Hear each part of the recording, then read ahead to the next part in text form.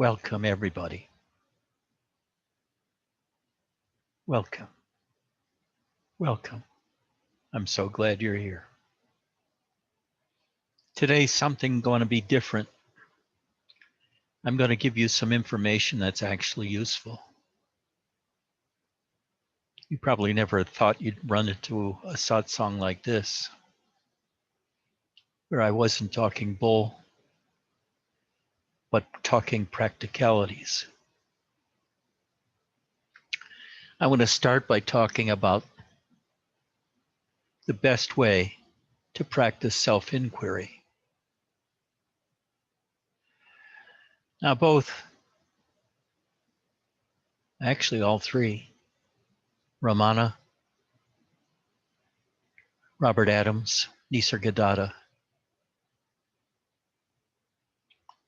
gave various forms of practicing self-inquiry. But you have to realize Ramana never practiced self-inquiry. He realized himself totally without any practice whatsoever. The same with Robert, or at least so he claims. I don't know about these guys. Some of them are pretty big liars. And Nisargadatta did say to follow the I am sensation. But all of these are wrong. Each and every one. I've practiced every one of them for years. I practiced learning how to see thoughts as objects. Because until you can do that, you just get thoughts and they take you over and your entire energy is focused on the thought. Like, I'm so wonderful, or I'm hungry, or you're a dodo. We just become the thoughts. But if you practice trying to see the thoughts, you can actually learn how to do that. See what thoughts look like when your mind takes a look at them, rather than to let them come and take you over and start a train of endless thoughts. Thoughts come one right after another until you learn how to stop them. And actually find the I thought. You can say, what is the I thought? Or something like that. But follow the I thought. That's the dumbest thing I've ever heard. Because thoughts can be objects when seen by the mind's eye. They're like tiny little clouds, gray or dark, like floaters that you see in your eye. And you can follow them, sure, but you can follow where they come from and where they go to. But they come from emptiness or nothingness, either way, and return to emptiness or nothingness. And emptiness and nothingness are two different things. They're experiences, but they're two different things.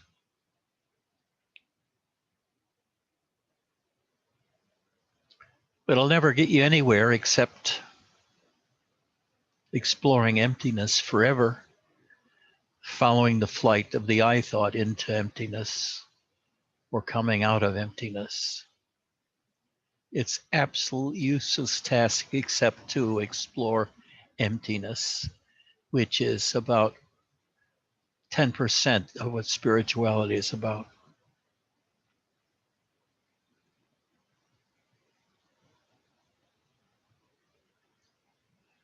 The other is to look for the sense of I, the feeling of I. This too is a useless task, because the I word really doesn't point to anything that can be grasped. When you're looking for the eye sensation, you're looking for something the mind made up called the eye sensation. There is no such thing as the eye sensation. But the sentence or the word eye sensation, eye-sensation, does seem to have meaning, so you look for it. And you'll never, ever, ever find it. You'll find that your mind makes up from time to time an eye sensation for you to fool around with. But it's not a permanent thing. The eye thought is not a permanent thing. The eye sensation is not a permanent thing. And the eye sensation makes it sound like it's a small part of your overall experience. It's an object inside of your experience, a sensation, like a little entity within you. But it's nothing of the sort. So drop the phrase eye sensation. And instead, if you're going to look for anything inside, stop looking and start feeling. In other words, and stop observing inside, whether it's for the eye thought or the eye sensation. And then instead, feel into yourself. Don't look for anything. Don't have an intent that you're going to find something that's needed to become enlightened or awakened. Instead, just feel inside of yourself choicelessly. You may fart around with this experience by going from the totality of the experience, the globalized sense of being inside of yourself, to more focused areas like sensations in your foot, your breathing, feeling your diaphragm going up and down, or the muscles of your chest contracting and expanding, feeling your head, or changing to observing and observing inner light gradually coming to you. Various colors like white or gold.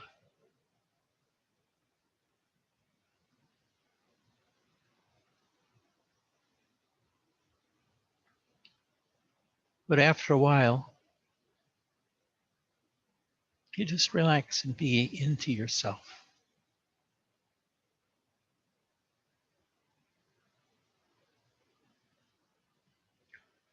You don't dive into yourself, you just fall into yourself.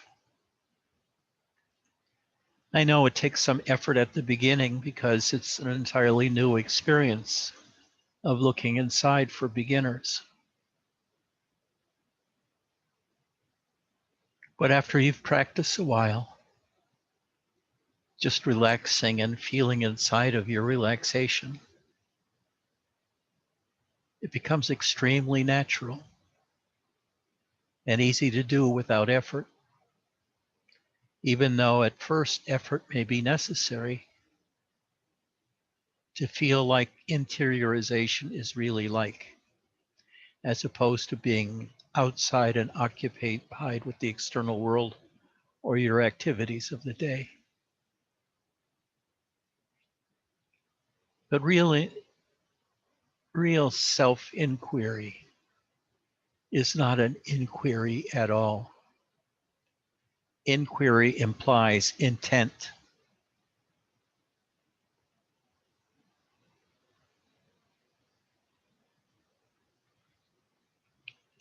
And instead,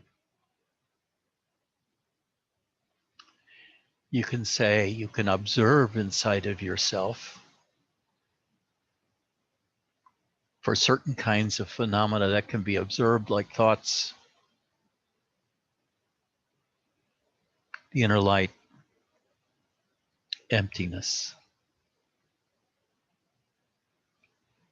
Or it can be felt within by going inside all of your body feelings, from tingling in your foot to the pressure of your legs against the chair or bed, to inner sensations like breathing. And eventually, you'll begin to find the totality of emptiness inside yourself, combined with feeling and observation, where the inside seemed dark at first, and then later the inner light expands and fills that darkness with light. But eventually, you'll get to the point where you're not interested in searching at all for anything, but just practicing, as Krishnamurti said, choiceless awareness. But I think it helps to talk about choiceless awareness of observation and choiceless awareness of feelings, including emotions. You just relax and let everything pass through you and do nothing about it.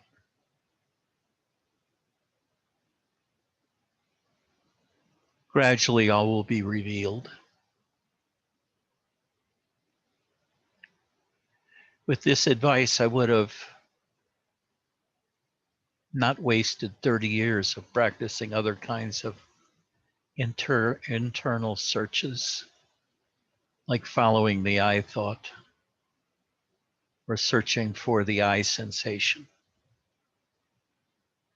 Because really, ultimately, you want to find the life force within you. And the life force is, in a sense, an object. But it's not a small little object that you only gradually see within you. It's an energy, or at least it feels like an energy. And it's the light. It's kind of a sub-energetic tingling. The sense that you're alive,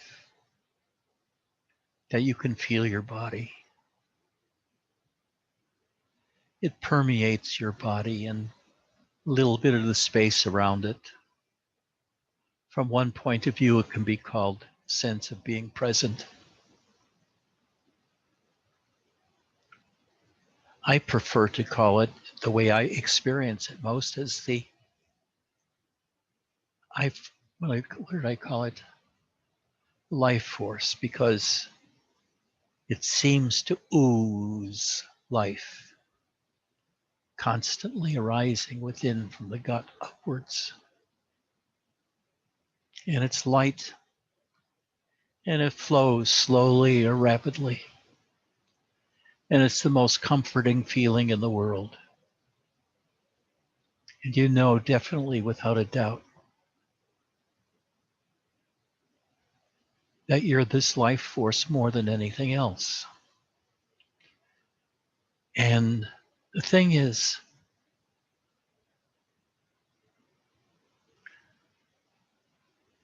through 30 years of looking around inside with intent, I found many rooms, many states of consciousness. I found an object of emptiness, which was everywhere and permeated everything. Inner light, which is the same as the outer light. It permeates everything.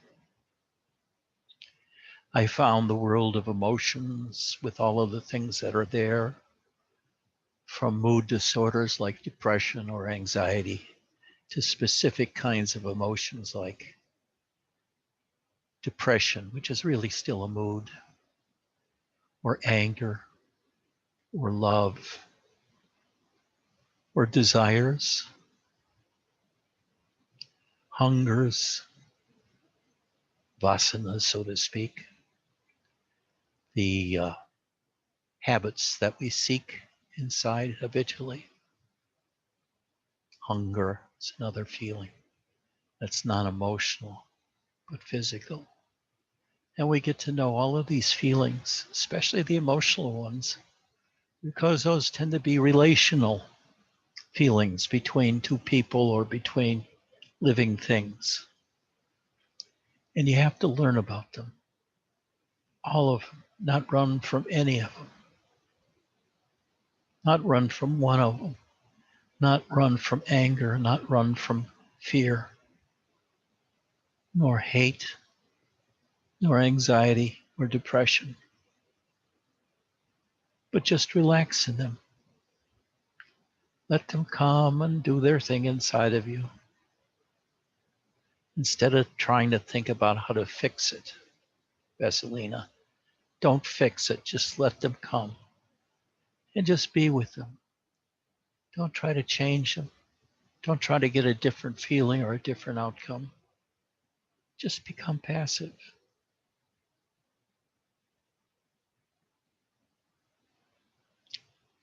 Now, after you do this for a few years or a few months, if you're really good, being passively aware of both feeling and observation within yourself, you become aware of patterns. You become aware by this inner vision, turning your vision inward and feeling everything inside of your body and mind inside, from the inside. It's a whole new world, different from the outside. Inside the skin and outside the skin. And this inner world becomes far more fascinating than the external world. And you stop searching in the external world for things, even for relationships. All that you need is food,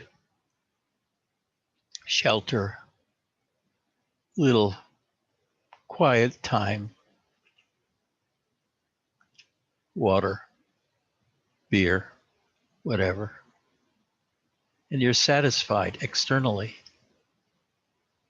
You become infinitely lazy because you're no longer participating in the external world, just the inner world. And you find yourself getting happier and happier because you're leaving all of those things you have to do, the coulds and the shoulds. You leave them alone and you just rest inside of yourself. You rest inside. You know emptiness. You know hunger. You know emotions. You get fascinated with one by one, like emptiness. You can spend years playing around in the emptiness. But after a while, the excitement leaves you and you discover something else within yourself, like the life force. Or way above the life force are the Shakti energies, the sense of presence, the energies around you and in you. And you play with them for a few years, feeling the energies, using them to heal, tracing how they work between people, sharing energies, mind reading. You explore the inner darkness. You explore your body tension from the inside, gradually learning how to relax it and see what's revealed when that muscle tension, which is covering things up, melts.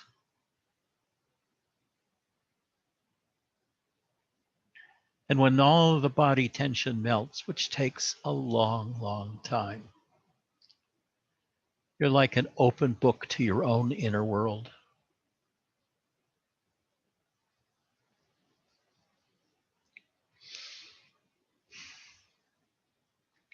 You've had so many experiences after years of doing this. You've experienced fear, loathing, great love, devotion, surrender, pain, pleasure, darkness, inner light, the life force, and consciousness. Then suddenly realize all of this is taking place within your own consciousness. You first find emptiness and you think it's you and you explore it. And after a while, it no longer seems like you because the interest has left. One by one, you do that with everything: the darkness, the light, the energies, presumably even the life force. You find them and think they're the true you, only to discard them as a center of your attention when you lose interest in them because you know them. It's the new stuff that gets attention, and for a while you're wrapped up in them. But eventually you move on. Then one day it clicks.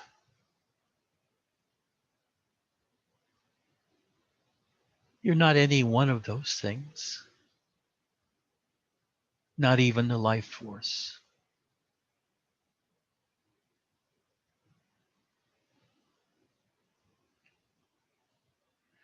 Not even your just consciousness.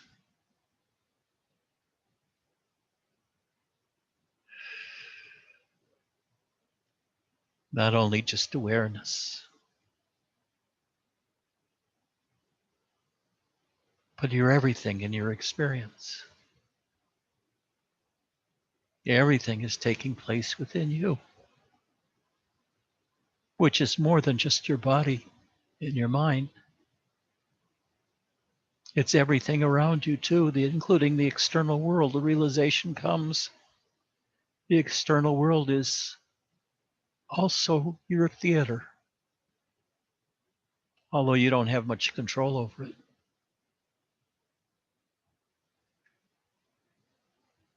You're not your body. You're not the inner light. You're not the inner light alone. You're not your body alone. You're not depression alone. You're not happiness alone. You're not sweetness alone. You're not even consciousness alone or the life force alone. You are all of these things. You're also the external world because it belongs to you. It's specific to you.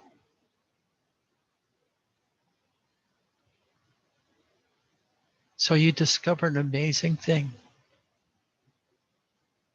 Everything is me.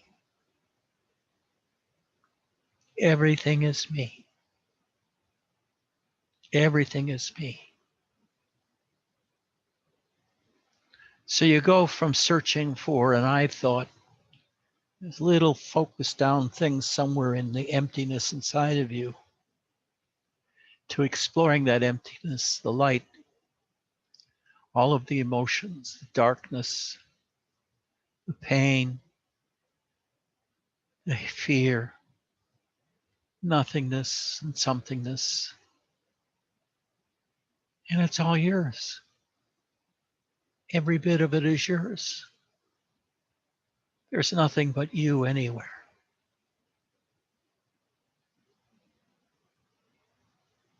Even me is just you. Even me being in your world is just you.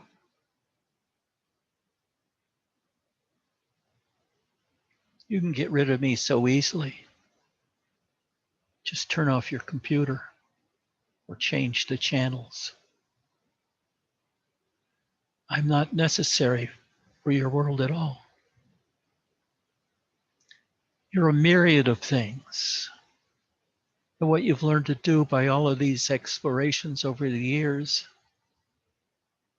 is to own them all as your own and no longer isolate them, to analyze them and separate them and to examine them with intent.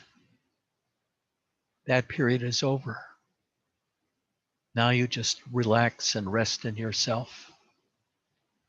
Extremely happy.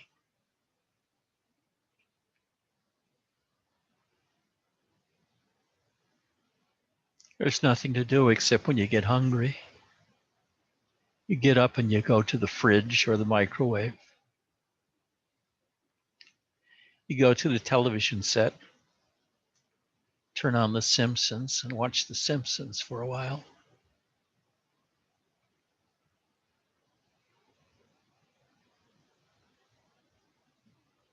You're nothing, but you're everybody. You don't know anything, dumb as a rock. You're not searching for anything. And finally, you know yourself, which is everything. You're everything. Nothing bothers you because everything is you. You know what that's like? To not have to search or look anymore for who you are, what you are, or look for truth. Search for truth. Search for yourself. It's all you, including the searching. So you don't have to do it anymore. But you don't know that till you know that. No matter what I tell you, you have to know for yourself. There, I finally told you something worth knowing. The correct way to perform self-inquiry and what that self-inquiry will reveal. And self-inquiry is not looking for the I thought or the I feeling. It's not even looking inwards with intent to see what you will find inside. You do it without the mind. You don't look inside and say, that's darkness. Now, what are the qualities of darkness? Does the darkness reach the top of my head and the bottom of my feet? Is it inside my body or does it also come outside the body? The same with the light. You don't try to know analytic specifics anymore. You grasp the whole thing at once. Your wholeness at once. You grasp the entire mansion of all those mystical rooms within yourself. Yeah, you go spend time in a room. Go ahead, it's yours. But to be able to grab onto the wholeness of everything is something again, something wondrous, something with complete quietude and relaxation and perfect peace. Because you're not doing anything anymore. You're not searching for anything. You're not looking for anything. Everything you need is in you. And all the stuff you need outside is within 30 or 40 feet of you, the refrigerator, microwave or stove, your bathroom, and you become a hermit, or you can become a hermit. Or you can go out in the world and teach until that blows over. It's a phase.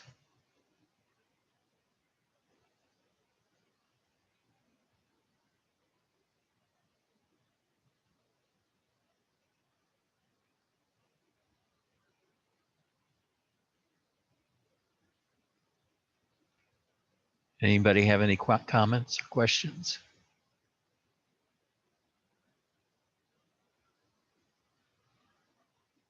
Or do you just want to sit quietly and not disturb the quietness?